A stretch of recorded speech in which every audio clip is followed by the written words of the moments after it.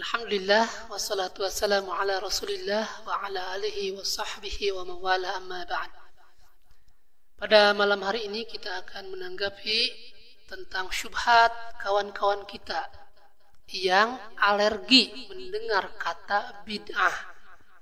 Jadi ada beberapa kawan kita ketika mendengar kata bid'ah itu seperti mendengar petir di siang bolong. Jadi sangat mencekam sekali ketika mendengar bid'ah tersebut. Jadi ketika kita katakan, Pak, amalan tersebut ulama ini mengatakan bid'ah. Ini kitabnya, ini ulama yang mengatakan bid'ah tersebut. Mereka tidak terima, tetapi mereka juga tidak bisa menampilkan, tidak bisa menghadirkan hujah. Bagaimana kita membantah perkataan ulama tersebut? Akhirnya keluarlah syubhat dari mereka mengatakan begini, di dalam Islam itu tidak ada hukum bid'ah. Yang ada itu wajib, sunat, mubah, makruh, dan haram. Jadi tidak ada tuh yang namanya hukum bid'ah. Nah, ini didengar oleh orang-orang awam yang tidak mempunyai landasan ilmu, tidak mempunyai pondasi ilmu. Akhirnya mereka juga terkena syubhat. Oh iya ya, di dalam Islam itu tidak ada hukum bid'ah ya. Jadi boleh dong kita melakukan bid'ah. Akhirnya terjerumus ke dalam perbuatan bid'ah karena mereka anggap bid'ah itu bukan hukum. Ya memang bid'ah itu bukan hukum. Jadi bid'ah itu bukan hukum, tetapi sebuah perbuatan yang akan menjerumuskan seseorang, mungkin bisa masuk ke dalam perkara yang haram, atau yang paling kecil dia masuk ke dalam perkara yang makruh ya. Jadi kalau dikatakan bukan hukum, ya memang bukan hukum. Itu adalah perbuatan ya. Dan orang yang melakukan bid'ah itu disebutkan di dalam hadis ancamannya apa? Kata Nabi, setiap bid'ah sesat, setiap kesesatan tempatnya di neraka. Jadi ancamannya bagi seseorang yang melakukan bid'ah itu akan dimasukkan ke dalam neraka. Itu ancamannya berat atau ringan? Berat lah.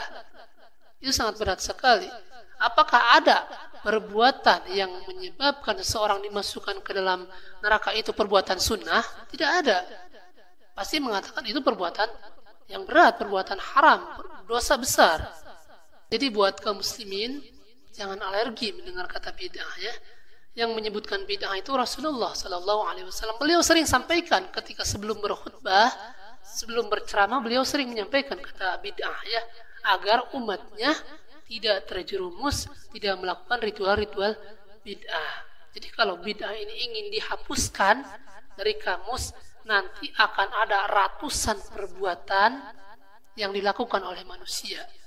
Dan buat para da'i pun, jangan alergi mengucapkan kata bid'ah. Sekarang kami sudah melihat banyak sekali sekarang da'i-da'i yang sudah tidak mau mengucapkan bid'ah. Ya mungkin karena takut dimusuhi oleh masyarakat, takut tidak terpakai oleh masyarakat, takut tidak diundang lagi oleh masyarakat. Padahal ratusan masalah banyak disebutkan bid'ah ya. Salah satunya yang sekarang bulan Rajab, sholat di bulan Rajab. Disebutkan di dalam kitab Madhab Syafi'i sendiri, di dalam I'anatul Talibin, bahwa sholat raghaib, sholat di bulan Rajab, sholat nisfu Sya'ban, sholat Asyura itu bid'ah yang keji. Disebutkan di sana ya. Amma sholatul ma'rufatu lailatul raghaibi wa nisfi Sya'bana wa yauma Asyura fa bid'atun qabihatun mawdu'atun. Adapun melakukan sholat yang masyhur, yang terkenal, seperti sholat raghaib, sholat nisfu Sya'ban, sholat Asyura, itu hukumnya, beliau sebutkan, itu hukumnya bid'ah yang keji. Kenapa bid'ah yang keji? Sebab hadis-hadisnya yang menyebutkan tentang keutamaan sholat tersebut, hadisnya maudhu, ya, hadisnya palsu. Itu ulama yang mengatakan. Nah, ketika kita sudah menjelaskan bahwa sholat nisfu Sya'ban bid'ah, kemudian sholat Asyura bid'ah, kemudian sholat raghaib di bulan Rajab itu bid'ah, nanti mereka akan bantah lagi memakai hujah yang lain. Di dalam kitab Ruhul Bayan disebutkan ada sholat tersebut. Di dalam Ihya Ulumuddin juga disebutkan namanya sholatul khair. dipikir kami tidak tahu, kami juga tahu, tetapi kami memilih mana pendapat yang lebih kuat, mana pendapat yang lebih sahih. Ya, jadi ketika kami menjelaskan salah satu hukum, kadang-kadang mereka bantah lagi. Ini ada kitab yang menjelaskan. Dipikir kami tidak mempelajari kitab tersebut. Nah, jika kita sembunyikan masalah-masalah seperti ini, maka orang-orang akan terjerumus nanti. Ketika datang bulan Rajab, mereka melakukan sholat Rajab rame-rame. Ketika bulan Sya'ban datang, mereka melakukan sholat nisfu Sya'ban rame-rame. Ketika datang bulan 10 Muharram, mereka akan melakukan sholat Asyura rame-rame. Itu jika tidak ada yang menjelaskan, tidak ada yang menyampaikan kepada umat, itu manusia akan terjerumus ke dalam perkara bid'ah. Dan ancamannya berat. Tadi sudah kami sampaikan, Rasul mengancam, bukan memponis. Rasul mengancam orang yang melakukan bid'ah, diancam akan dimasukkan ke dalam neraka. Jadi berat sekali. Belum lagi nanti di padang mahsyar, ketika manusia dikumpulkan akan dikasih minum di telaga Nabi, maka orang yang melakukan bid'ah itu ditendang oleh malaikat. Sehingga Nabi bertanya, bagaimana mereka umat kami ditendang oleh kalian?